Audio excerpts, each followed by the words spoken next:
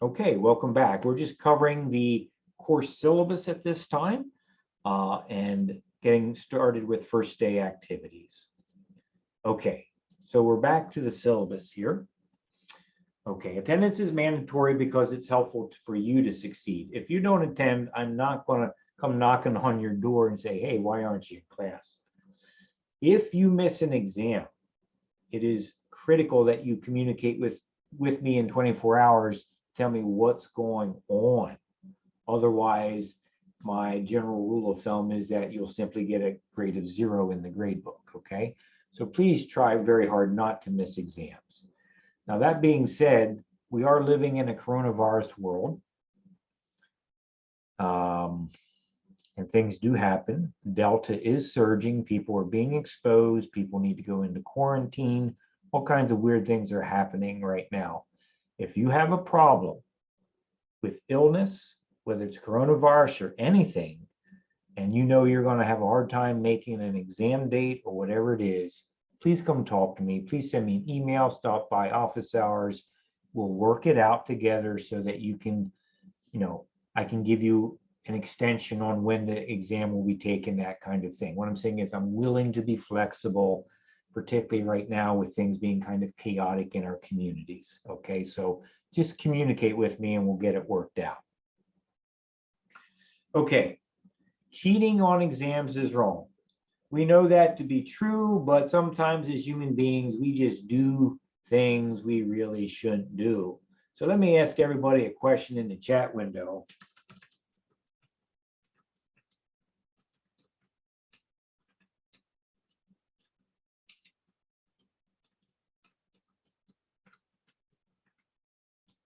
Here you go. Have you ever done something that in retrospect turned out to be a bad idea? Give me some feedback on that, okay? Okay. See some of you saying no. Huh. Well, we're all human beings, right? We do silly things sometimes. I'm no exception to that. Have I ever done things that have been a bad idea in the past? You bet. Some of those I've never shared with you, right? Some of the things you've done, you'd never share with people. Let me tell you one thing I did when I was about 8 years old. I set my bed on fire because I was playing with matches. That was not a really good idea. My parents were outside mowing the yard. I was inside by myself doing things an 8-year-old shouldn't do. Yeah, long story short, it all worked out, but I did do significant damage to my bedroom. And the only reason I'm alive today is because my mom stopped my father from murdering me, okay? So these things happen, okay? The point of it is we don't want to gain our knowledge, we don't want to cheat our way through the system. I don't think you can cheat your way through this course. The content is of such a thing that you have to think. You can't just memorize and regurgitate everything. But why try to cheat? Take the energy from cheating and put it into learning, and you're much better off. Many of you are going into a health career, and so you can appreciate that your future patients, they really need you to understand things. They really need you to come by your knowledge honestly so that you can care for them. It's a solemn responsibility that many of you will take on. So we want to get our knowledge honestly if we can. Okay. Classroom behavior, I don't like cell phones in the classroom. They are a disturbance, but we're not in a normal classroom. So if you have your phone near you at home when we're online together, hey, that's fine. I mean, so I won't say anything more about that. I mean, the point of it is, are you mentally engaged in our conversation in class or aren't you? Because if you're not mentally engaged, you're not learning, right? You're not processing. Okay, withdrawing from the course. Some of you are hack experts. You've been in other classes. You already know this. That I see a comment in the chat window here. Okay, I understand, Tiffany. Some of you are actually reading your phone digitally on your, reading your textbook digitally on your phone. I get it. That's totally cool. Thank you. Withdrawal from the course. If you're in the course for a month or two and you say, you know, this isn't panning out like I thought it would. I'm going to drop the course. I'd like to drop the course. Can I do this and get a W rather than an F? The answer is yes, as long as you do it up to the 70% withdrawal deadline, which I don't know that date off the top of my head, but that probably puts us late October, early November, that you could withdraw from the course and get a W on your transcript. Okay, incomplete grades. I do not give incomplete grades. Just letting you know my policy on that. If we were physically in a lab together, I would ask you not to bring food or drink. It's not a good idea to bring food or drink into a known space with microorganisms and potential pathogens. But you're home, so if you want a Coca-Cola or a cup of coffee or whatever, that's fine. You don't necessarily need to record lectures because, as I said, I'm going to record the Zoom sessions for you and send you the links so that you have them. So that's kind of being taken care of for you. Gang, do you have any questions right now? Okay, well, let's see here. How can you succeed in class? Well, you know, I'm not using certain learning products from Pearson that would have free animations, but there are free animations available on YouTube for content that's relevant to this course. For example, when we're talking about the lactose operon, which is a genetics topic, you could go to YouTube and type in lactose operon, get yourself some free videos. It's worthwhile doing that because it can often help. You know, a video might clarify 30 minutes of my lecture. Okay, so at any rate, consider that. Vocab is going to be important. Make yourself flashcards. Many of you have successful study habits already, so continue to do that. My advice for a flashcard is that you have on one single card, you have a specific term that you have on one side. It might be the term peptidoglycan, which is a molecule in the bacterial cell wall. And so you'd have one term on the front, and on the back of that flashcard, you would have three definitions. You'd have the definition I give you in class. You would have a definition that you get out of your textbook. And then I encourage you to write a definition in your own words. Create a definition in your own words, forces you to process the content, forces you to process the vocab word and think about it so it stays in your brain. Okay. Following exam 1, course material will require the use of a scientific calculator. Okay. We're going to do calculations that involve very large and big numbers that you would never, ever want to do by hand because you will mess up. You just will. Okay.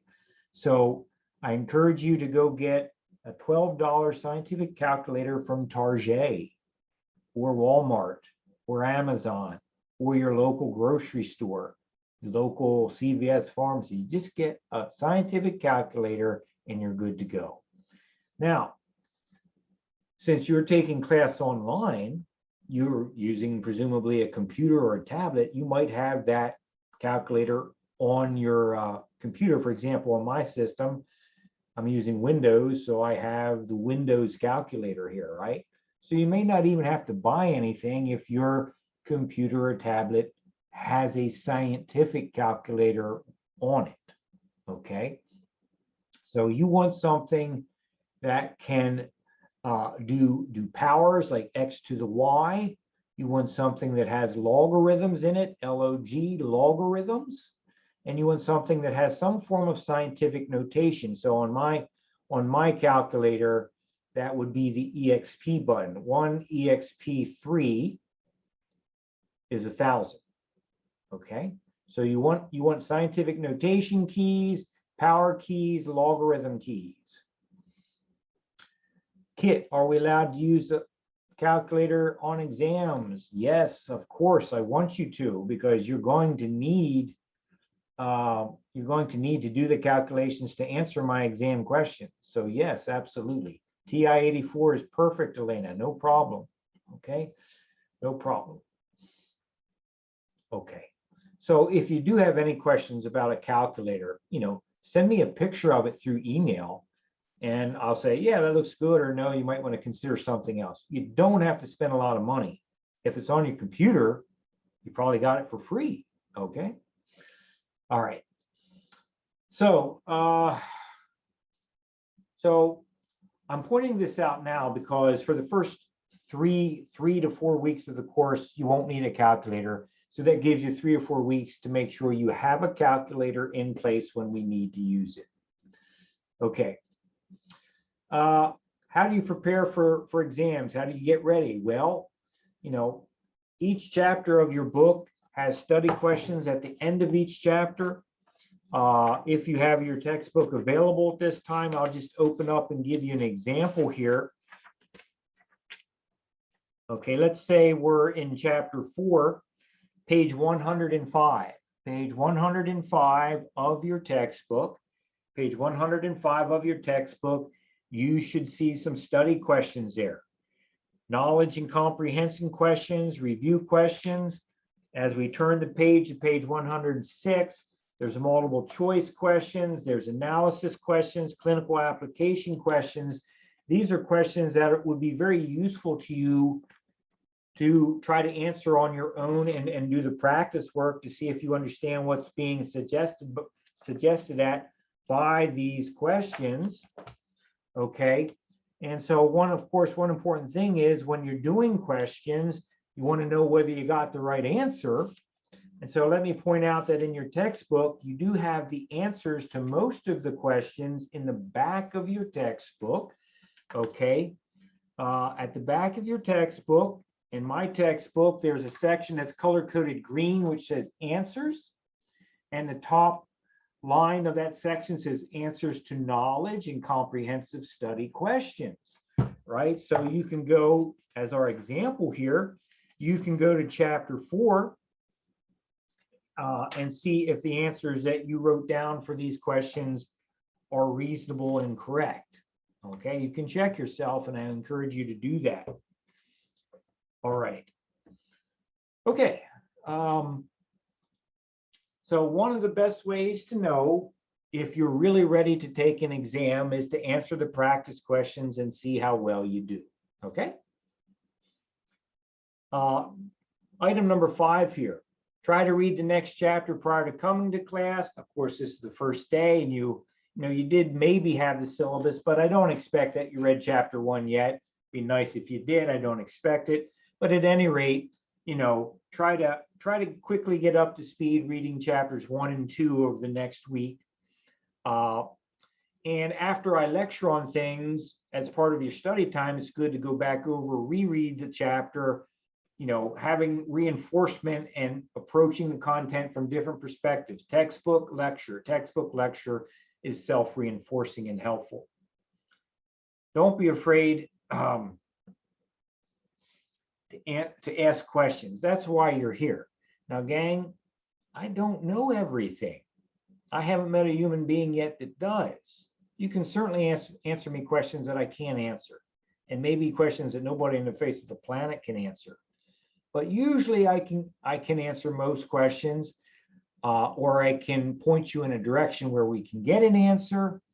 Sometimes I might say, I really don't think humanity knows the answer to that question, even if it's a very good, valid question. Okay. So I typically tell students to use the Learning Center for free tutoring, and I'm still going to tell you to do that, but let me show you something here. Okay. On the HACC website, there's a very useful web page for students. It contains a lot of helpful information. It's up here at the top. It's called Learning Commons. Learning Commons on the front page of the HACC website. Click on that. Look what we have here. We have information about library services. You won't need that for my course, but maybe for other courses. You have information about testing, placement testing, TEAS tests for students of the health careers programs, but tutoring. Okay, folks, tutoring is available for this course. You just have to go after it, right? It's not going to come to you. So if you find yourself struggling with particular topics in the course, why not go get a tutor? Click on the current schedules, and you can click on information about Lancaster. Okay, Lancaster. Okay, so these are obviously on-campus tutoring. If you don't mind being on campus, you can go to the tutoring center and get tutoring. I can tell you that Maureen Gutzweiler is very knowledgeable in microbiology.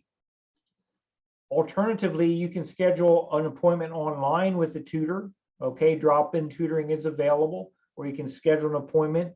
My point is there is tutoring available to help you if you need help with the course. So take advantage of that if you need it. Again, you go to the Learning Commons webpage under HACC, Learning Commons Tutoring. If you're very new to school, you might even want an academic coach. The difference between a tutor and an academic coach is this. The tutor will teach you about microbiology. The academic coach will teach you about how to efficiently and effectively study, right? How do you study in any course? How do you study in a science course? So that could be helpful too, all right? Okay, the last thing I'll mention is user support. Now, for our course, the major thing is Zoom, and you're all online right now. Things seem to be working well. But if you do have a problem with technology, particularly Zoom or something like that, and you can certainly bring it to me, but I may not be able to solve the problem. And in such case, you contact these IT gurus here at this telephone number, 717-780-2570. We have dedicated staff whose job it is to try to solve your technology problems. And so you can access all of this at the Learning Commons page within the HACC website. Okay, I will say that I don't expect many technology problems with this group. I usually have more problems with AMP because, well, we just have more technology issues. But at any rate, do you have any questions right now? Okay. And finally, hey, I hate to say it, but sometimes in the past, I've actually had to tell my students, please activate your Hawkmail account. I can't communicate with you if I don't have your email. All of you are here, presumably because you got my email, so I think you're okay there. All right. Course description. Folks, this is microbiology. I'm going to teach you what microbiology is, but I have to point out that for legal reasons, hey, we're going to teach you about microorganisms, particularly bacteria, fungi, viruses. You're going to get hit with those three things real heavy. Okay, and these are some of the learning outcomes, things we would want you to appreciate by the time the semester is over. Okay, so don't worry about it. You will acquire these things throughout the entire semester. Okay, students in need of accommodation. If you have a learning disability or some other particular challenge in your life, it may be the fact that you are eligible for legally deliverable accommodations. An example of this would be, if you were dyslexic. Let's say you have dyslexia, which is, obviously a learning challenge because you have a hard time reading. Then you could get into our accommodation system and I could give you more time on exams, that kind of thing, okay? So if you feel that you need or would benefit from accommodations, you can use this web link in your syllabus to access contact information. And truth be told, I've also placed it at the end of the syllabus. Here's your contact for student access services and accommodations at the Lancaster campus, Miss Vicki Van Heist. If you want to be part of that, if you think you need to be part of that, if you think you should be part of that, and believe me, there's no stigma or bias in it, absolutely not, then please reach out to her and have a conversation, okay? Okay, last thing is simply to stay our equal opportunity policy here. Hopefully you know, here at Hack, myself as an employee of Hack and everybody at Hack, we're not out to get you. We're not out to be prejudiced or biased. Okay, folks, I don't care who you are, what your life is. What I do care about is, are you learning microbiology? That's all I care about. Are you learning microbiology? Okay, so, all right, gang, that pretty much does it here. So do you have any thoughts, questions?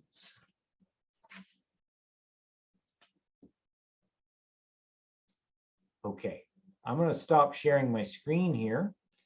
And so, you know, just taking a look at the time, you know, a little bit about me. Okay, so I've been teaching for Hack longer than I should have, about 17 years. And I've been teaching before that. So I've been teaching about 21 years now, and I've been in biology for over 30 years. There's a pretty good chance I'll be able to answer most of your questions. But again, I'm not perfect. I can't answer everything. Okay. But I've got a good background in it, and I'll help you every step of the way that I can. Okay. So most times lecture will be lecture, right? I'm going to stand here and talk to my blank computer screen for an hour and 15 minutes, which is not so fun. Okay. I'd much rather be in front. I'd much rather be together with you in a classroom. That being said, I do want to give you an opportunity to interact with each other, because if we were on campus together, you'd actually be able to talk to the person sitting next to you. You might actually make some friendships. You might make a study partnership, that kind of thing. And it's harder to do that. It's harder to get a sense of community when we're online together. But I'll do what I can. And what I can do for us now is I'm going to put you all into breakout rooms, mini virtual rooms that maybe you've experienced in other courses, and just give you a few minutes that you can talk with each other. Please say hi to your peers. Please introduce yourself. Say, hey, my name is Sally. You know, don't be shy. We're all friends here. We're all in this together. If you need an icebreaker, say, hey, you know what? My favorite cartoon character is Bugs Bunny, or whatever it might be. Okay, so if you need an icebreaker, tell somebody about your favorite cartoon character. Okay, so I'm going to create breakout rooms at this time. Okay, breakout rooms at this time. When you get a window popping up on your screen, please join the breakout room and just talk, just say hi to each other for a couple minutes, and I'll bring you back. Okay, here we go. And the rooms are open. Feel free to join and chat with each other.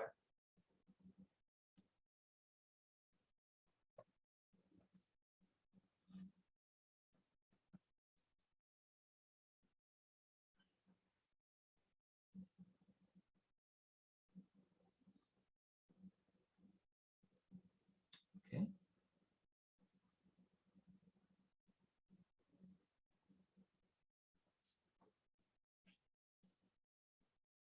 Sabitra, can you join your chat room, please?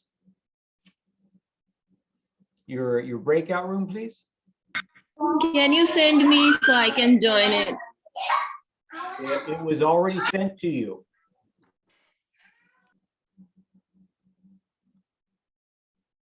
Do you see it? It should be on your screen somewhere.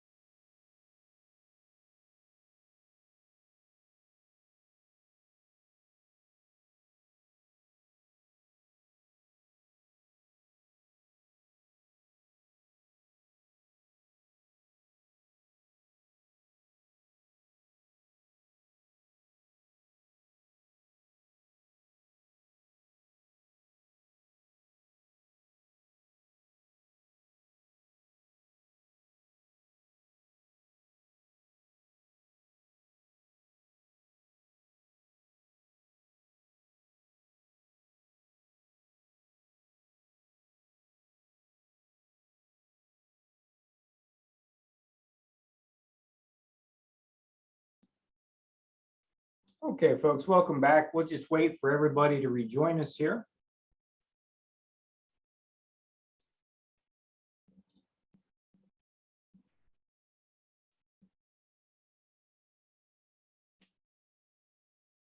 Just about 25 seconds yet.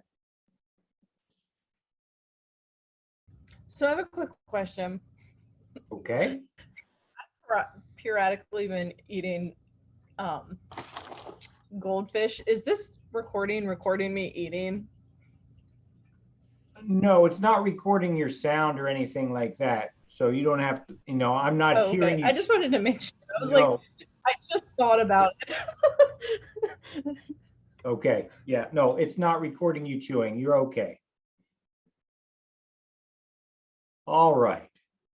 So, great. Was that okay? I mean, could you see and hear each other and talk and so forth? Yeah. Yes, it was great. Okay.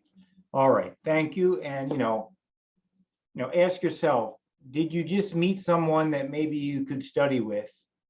Did you just meet someone that maybe you could exchange email addresses or telephone numbers so that you could help each other get through the course? I'm just asking. Try not to feel isolated, even though we kind of are isolated, right? So, okay. Any thoughts or questions before we continue?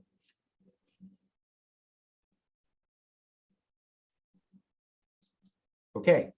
All right, gang. Then what I'm going to do is jump into a little bit of conversation with you, a little bit of lecture. As I said, chapter 1 in your textbook is basically a history lesson of microbiology. I don't feel that you need me to lecture on it because the information is very accessible simply when you read it. So I don't want to sit here and read your own book to you. That's not a good use of my time or your time, and you didn't pay me to do that. I don't think you paid me to do that. So, chapter 1 is assigned reading. I want you to read it. There are things in chapter 1 that are entirely of a historical nature. For example, page 9 has figure 1.5. Milestones in the first golden age of microbiology. That would be a nice thing for you to look over, but I don't expect you memorize all those dates. I don't expect that. Okay. If there's a specific historical date or historical person I want you to know, I'll tell you. I'll just say, know that for the test. I'll say, know it. Okay. But in terms of learning a bunch of random dates and people, I don't see any point in memorizing it when you can always look it up, or these days you can Google it, right? I mean, even today, my wife is a veterinarian, and there are so many drugs out there in the marketplace today. Nobody can memorize all those drugs. So what does she use? A smartphone app to bring up certain drugs that she wants to prescribe for her patients, right? I mean, we've reached a density in human data production that nobody can memorize it all. We need to use our technology to help ourselves. So please read chapter 1. You might find some things that are even relevant for what's happening with the pandemic right now. Read chapter 1 with an eye towards history and getting started. I will be giving you some notes from chapter 1, but before I do that, I simply want to start with a story. And it should be an interesting story and kind of weird in its application. I'm not going to give you any explicit notes right now about this story. If you want to take a couple notes on your own, I would encourage that. Generally speaking, I would encourage you to take notes on your own during lecture, because if you're taking notes, it's forcing your mind to process the conversation enough so you can write things down, which means your mind's in the game, it's focused, that's helpful. But I will also make notes and type them out and send them to you typically on a daily basis after every lecture. But I'm not going to take time to type these things out. And the reason is, number one, the information I'm about to give you is not going to show up on the test. I'm not going to put it on the test. It's just a story, okay? But it's a real story. So let's start this way. Question coming in the chat window. Okay.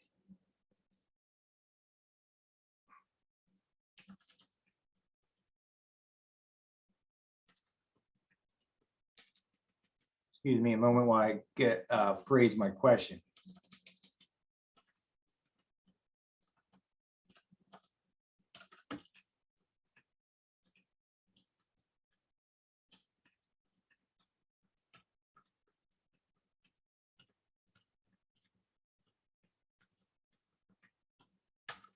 Okay, here it comes. In terms of the most number of people killed, what has been the worst pandemic in recorded human history? What would you say?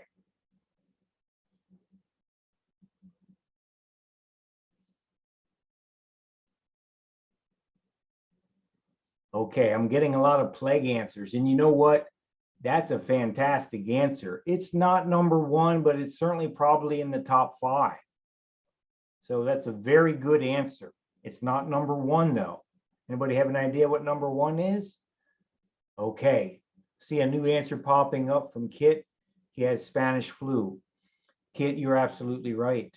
Spanish flu, in terms of the total number of persons killed in the shortest period of time, is the worst global disease outbreak pandemic in recorded human history, the 1918 Spanish flu. There's almost a twilight zone atmosphere to talk about this in the middle of the coronavirus pandemic, right? Here we are in terms of the COVID pandemic that has altered all our lives in various ways. But yet COVID, at least so far, has not been the worst pandemic humanity has ever experienced. And just as a curiosity, let's do a Google on this because I don't know the answer. Let's do a Google on this and see if I need like a 50-inch screen. This is ridiculous. Okay, let's see.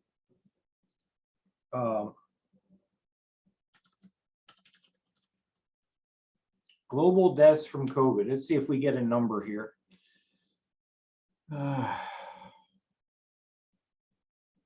Okay, well, I don't know if this is true or not, but I'm seeing some things up here that are suggesting 4.5 million people. 4.5 million people killed, since COVID-19 started. So what is that? A year and a half, maybe, something like that. Okay. Okay, so let me tell you more about the Spanish flu. Okay, so maybe we have 4.5 million people who have perished because of COVID so far. And admittedly, that's a horrible thing. I mean, that is a horrible thing. A lot of pain and suffering for families. And, but let me ask another question.